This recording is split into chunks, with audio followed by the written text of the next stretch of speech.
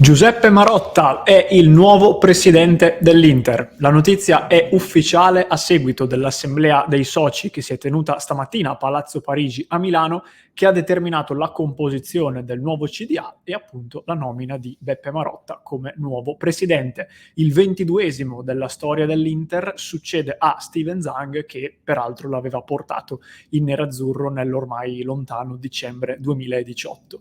Notizia quindi storica per la nostra Inter, che commentiamo all'interno di questo episodio con alcune considerazioni sul futuro a breve, medio e forse anche lungo termine dell'Inter a seguito di questa importante nomina. Ben ritrovate e ben ritrovati amiche e amici passione interisti. Come sempre vi chiedo di lasciarci un click sul tasto mi piace, sul tasto iscriviti. Vi chiedo fin da subito il commento, perché sono curioso di capire la vostra reazione a caldo quando avete letto o avete sentito della notizia di Marotta. Fatemi sapere qui sotto nei commenti. Marotta, che è stato nominato, dicevamo, presidente questa mattina, ha già parlato e ha già detto delle cose interessanti, adesso le vediamo, e contestualmente chiaramente alla nomina di Marotta è stato nominato il nuovo CDA con diversi membri in quota OC3, anche quelli li vediamo tra un attimo. Volevo partire però proprio dalle parole di Marotta. Intanto ce ne sono alcune sul sito ufficiale dell'Inter, una sorta di primo discorso, diciamo così, che magari leggeremo in diretta questa sera alle 19:30, mentre vi leggo ora alcuni passaggi di quelle che Marotta ha rilasciato ai giornalisti poco dopo tutta l'assemblea, dove ci sono degli spunti secondo me molto interessanti. Le condivido anche a schermo per chi ci può seguire da YouTube. Intanto volevo partire dalla questione legata al tipo di presidente, perché lui di fatto ribadisce un concetto che secondo me sarà cardine all'interno delle dinamiche che coinvolgeranno l'Inter da qui in avanti. Nomina ancora una volta tutti i suoi collaboratori, quelli che anche prima di diventare presidente ha sempre nominato e ai quali ha sempre riconosciuto il merito di averlo aiutato molto all'interno del lavoro, e lui dice: avrò bisogno di tutto il supporto della macchina Inter, in particolar modo di Ausilio, Baccin, Antonello e Zanetti. Quindi il concetto di delega, il concetto di distribuzione dei compiti, si potrebbe dire, credo che sarà sempre più importante all'interno delle dinamiche di casa Inter. Un altro concetto poi molto bello, devo dire, è quello che Marotta propone citando la figura di Giacinto Facchetti. Allora, intanto è curioso che all'interno di queste dichiarazioni Marotta abbia nominato praticamente tutti i presidenti più recenti della storia dell'Inter, tranne Toir, non per cattiveria, però li ha nominati tutti, ed è partito, come dicevo, da Giacinto Facchetti, che dice: in mente ora ho appunto Facchetti, che forse come profilo si avvicina a me. I tempi dei presidenti mecenati sono finiti, hanno dato tanto, e mi riferisco a Moratti e Pellegrini. Oggi il calcio è diverso, ma questi presidenti mi hanno dato una linea da seguire e hanno dato un grande valore. Da ultimo non posso dimenticare Steven Zhang, che pur essendo giovane ha dato tanto. Quindi anche qui devo dire parole molto belle per un nuovo presidente, che richiama quelli che sono i presidenti del passato, con anche figure molto importanti per la storia dell'Inter, come appunto Facchetti, ma non solo. Veniamo poi alle questioni un po' più concrete, un po' più operative, perché giustamente poi gli chiedono dei rinnovi, e Marotta su questo rassicura ancora su Lautaro, su Barella e su Inzaghi. Lui dice: d'intesa con la proprietà proseguiremo su questo, sono ottimista come lo ero precedentemente, credo che non ci saranno problemi perché questi hanno un forte senso di appartenenza e questo è motivo di vantaggio rispetto a qualsiasi altro tipo di negoziazione. Non sono parole appunto che si discostano da quelle che Marotta ha sempre rilasciato anche quando era solo, tra virgolette, CEO Sport, però arriva quindi un'ulteriore conferma sul tema dei rinnovi. Poi molto interessante anche un aspetto che in realtà abbiamo citato più volte anche noi su Passione Inter, da quando è diventato ufficiale il passaggio ad OC3. Si è parlato di sostenibilità del club, di continuità, si è parlato di gestione oculata del bilancio. Il tema dei ricavi, in particolare dei ricavi commerciali, è quello su cui l'Inter ha, secondo me, i maggiori margini di crescita, e non a caso anche nelle prime dichiarazioni da nuovo presidente Marotta insiste appunto sul tema dei ricavi, ribadendo appunto l'importanza della sostenibilità, ma puntando a valorizzare queste risorse che garantirebbero, dice Marotta, maggiori introiti e che garantirebbero a loro volta un potere di fuoco maggiore all'area sportiva. Quindi attendiamoci, secondo me, nei prossimi mesi un focus molto importante posto sui ricavi e in particolare, aggiungo, sui ricavi commerciali, e un focus, ultimo tema di queste dichiarazioni, sullo stadio, perché anche qui si insiste, si continua a dire che lo stadio è un asset rilevante. Marotta dice lo è già anche oggi, che non è di proprietà, perché di fatto ha portato ricavi per oltre 80 milioni di euro, facendo sì che l'Inter fosse la squadra con l'affluenza maggiore all'interno del campionato di Serie A. Però insiste dicendo che l'asset stadio è rilevante, è fondamentale nell'economia di un club calcistico, e cita nuovamente Antonello dicendo se ne occuperà lui, è lui che si occupa di questa questione e quindi vi terrà informati lui. Quindi anche qui si conferma intanto l'importanza che dà ai suoi collaboratori e anche al concetto di delega. Questi erano alcuni spunti che volevo riportarvi nelle prime dichiarazioni di Marotta. Vi faccio vedere anche brevemente quelli che sono i nuovi membri del CDA dell'Inter. Sono 5 in quota OC3, che sono i primi 2, li abbiamo già nominati recentemente, erano i primi con cui Marotta e Antonello avevano fatto la prima foto con esponenti di OC3, Alejandro Cagno e Catherine Ralph, che sono presenti nel nuovo CDA. A loro si aggiungono Renato Meduri, Carlo Ligori e Delphine Nannan, che sono i 5 appunto che dicevo in quota OC3, ai quali si aggiunge anche Fausto Zanetton, che è l'amministratore delegato di Tifosi Capital e Advisory. Approfondiremo nei prossimi giorni, anche a partire dalla diretta di questa sera, questa figura, perché è una figura un po' diversa rispetto a quella delle altre.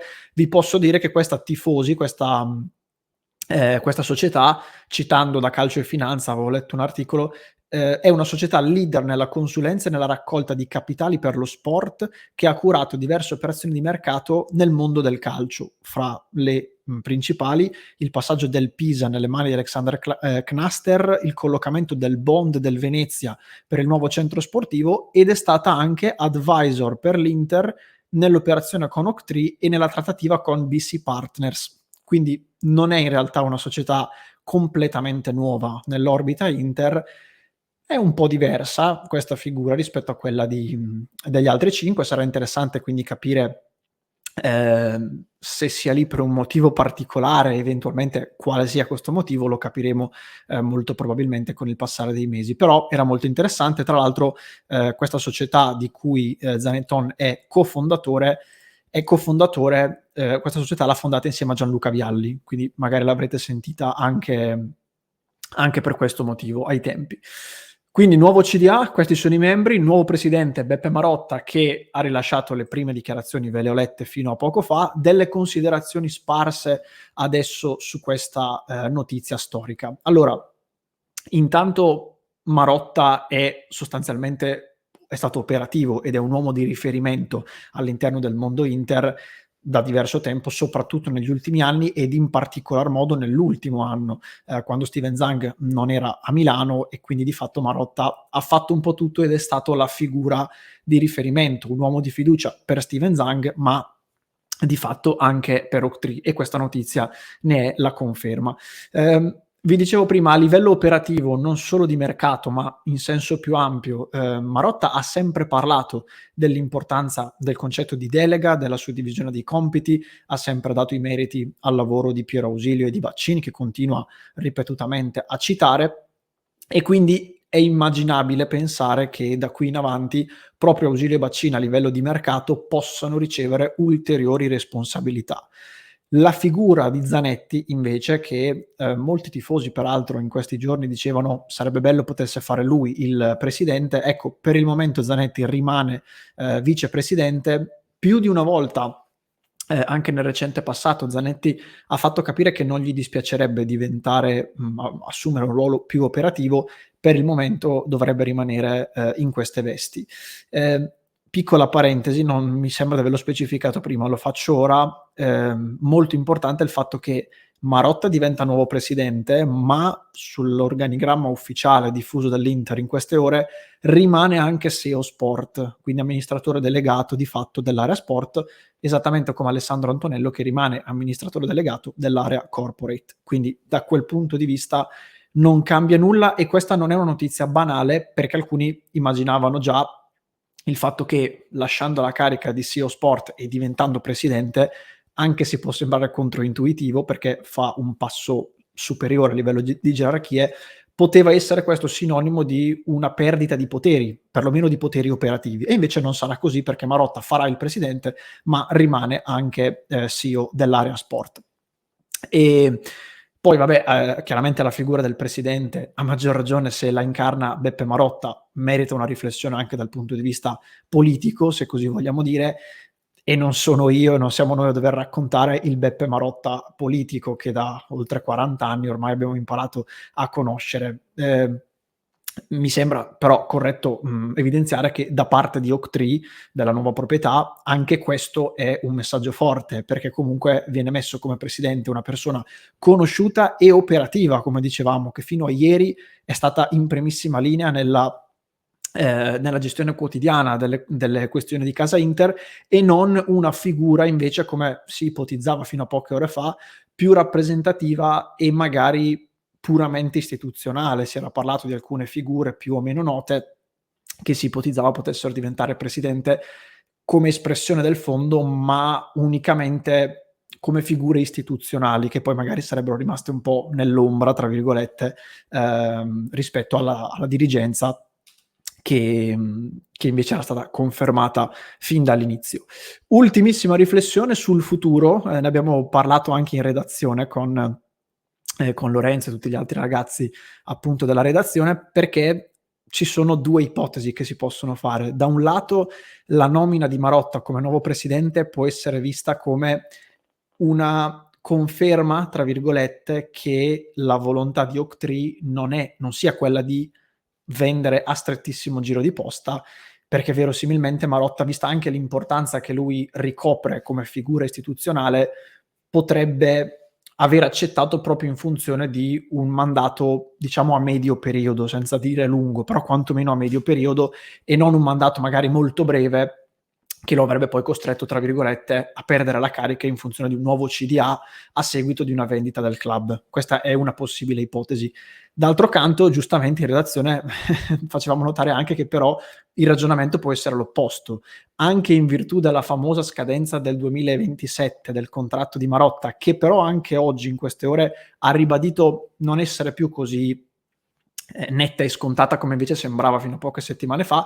Ecco, anche in quell'ottica lì il ragionamento potrebbe essere proprio: Marotta accetta un ruolo, diciamo un mandato limitato nel tempo, per poi o tornare a fare quello che sostanzialmente ha sempre fatto, cioè un CEO unicamente a livello operativo, oppure eventualmente, nel caso in cui dovesse considerare questa eventualità, ritirarsi dal suo ruolo attivo nel calcio e procedere alla politica, insomma quello che lui ha sempre detto di voler fare una volta terminato il mandato con l'Inter. Sono 2 ipotesi, si aprono discussioni legittime, lo vedremo, questa era giusto un'aggiunta che volevo fare. La cosa invece importante da sottolineare, con la quale vado in chiusura, è che dopo qualche giorno, un paio di settimane di stand-by generico, diciamo così, e generale, da oggi ufficialmente riprende l'operatività effettiva dell'Inter. C'è un nuovo presidente, c'è soprattutto un nuovo CDA, da oggi quindi possono ricominciare i lavori per le questioni più immediate. Su tutte, le principali sono quelle che ha già nominato Marotta, quindi i rinnovi, Barella, Lautaro e Simone Inzaghi, che potrebbero essere annunciati, adesso vedremo se adesso o più avanti, in ogni caso possono essere però finalmente chiusi a livello di accordo con le parti. E poi ci sarà anche da incontrare lo stesso Simone Inzaghi per impostare definitivamente il mercato, qui ci sono tante questioni aperte. Non mi dilungo perché anche sul nostro canale le abbiamo trattate più volte, anche in contenuti singoli, quindi vi rimando a tutti i vari contenuti che avrete sicuramente visto sul nostro canale. Di base le questioni più importanti sono intanto la questione Dumfries, che è l'altro giocatore che dovrebbe rinnovare, ma che ad oggi non sembra così vicino. Ci sarà un incontro nelle prossime settimane, ma da lì si capirà appunto se rinnoverà o se eventualmente verrà ceduto, non ci sono terze vie in questo caso, e nel caso soprattutto in cui dovesse essere ceduto, l'esterno destro diventerà una priorità nella rosa di Simone Inzaghi. Poi sappiamo benissimo le riflessioni intorno al ruolo del portiere, c'è di mezzo l'opzione Bento, tutti quei discorsi collegati, la questione del difensore centrale, si è fatto male a Cerbi, è stato operato, De Vrij, c'è qualche voce dall'Olanda, comunque anche lui non è più giovanissimo. L'attaccante, il quarto attaccante dopo l'arrivo di Taremi e la conferma di Lautaro, potrebbe essere un nome che scivola un po' più in là a livello di tempistiche, però è sempre da tenere monitorato. E infine, questa è una cosa di cui abbiamo parlato proprio in un contenuto specifico di cui mi sono occupato in questi giorni, le questioni relative alle cessioni dei giovani, che quest'anno potrebbero essere un fattore determinante, soprattutto alcuni di questi giovani. Secondo me la lente di ingrandimento va messa soprattutto su Valentin Carboni, che è quello che può portare più soldi e sul quale la Fiorentina, che si era già mossa nello scorso mese di gennaio, potrebbe tornare alla carica, perché Palladino è molto vicino a diventare il nuovo allenatore viola. Palladino lo ha allenato quest'anno al Monza, stravede per lui ed è verosimile che la Fiorentina ci riprova. Questo quindi è tutto quello che c'era da dire per quanto riguarda le questioni emerse oggi. La notizia storica, la ripeto, di Marotta come nuovo presidente dell'Inter. Io vi invito ancora una volta allora a farmi sapere nei commenti che cosa ne pensate, come avete reagito a questa notizia così importante. Ma vi invito anche a iscrivervi al nostro canale, perché questa sera a partire dalle 19:30, come ogni giorno, saremo in diretta, e quella di stasera sarà una diretta ancora più importante, perché andremo ancora più a fondo su questa questione, leggeremo tutte le varie dichiarazioni che per questione di tempo in questo momento non ho potuto leggervi, e soprattutto ci confronteremo live insieme a voi su questa e su tutti gli altri temi di mercato. Vi ringrazio per avermi seguito e come sempre in chiusura lascio per chi mi segue in podcast qui sotto in descrizione un nuovo contenuto, mentre se mi stai seguendo su YouTube lo puoi recuperare cliccando qui.